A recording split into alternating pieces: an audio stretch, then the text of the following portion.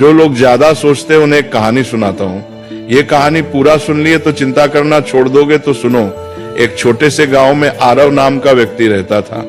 आरव बहुत मेहनती था, लेकिन उसकी एक आदत उसकी शांति छीन चुकी थी, बेहद चिंता करना। सुबह उठते ही वो सोचता, कल क्या होगा, पैसा रहेगा या नहीं, लोग क्या कहेंगे, परिवार सुरक्षित रहेगा या नहीं। रात को सोने जाता, तब भी उसका दिमाग रुका नहीं करता। एक दिन अत्यधिक चिंता के कारण उसकी तबीयत बिगड़ गई। गांव के लोग उसे पास के पहाड़ पर रहने वाले एक संत के पास ले गए।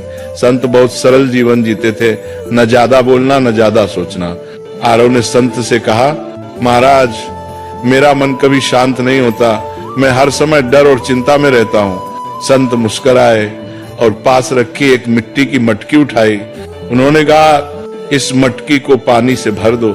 आरव ने मटकी भर दी।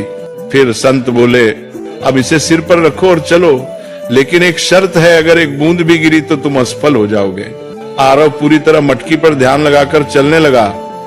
रास्ते में लोग उससे बातें करते रहे, आवाजें आती रहीं, लेकिन आरव ने कुछ नहीं सुना। वह सिर्फ मटकी पर ध्यान देता रहा।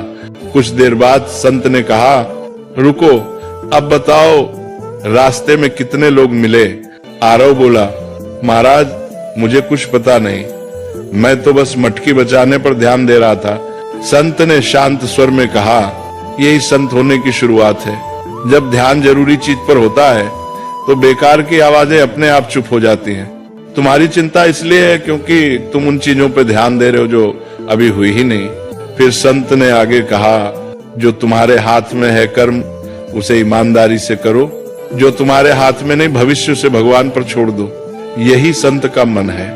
उस दिन आरव समझ गया, संत होना जंगल में जाना नहीं है, संत होना मन की अनावश्यक चिंताओं को छोड़ देना है। धीरे धीरे आरव ने चिंता कम की, वर्तमान में जीना सीखा, और वही व्यक्ति जो कभी बेचैन रहता था, अब दूसरों को शांति की सीख देने लगा।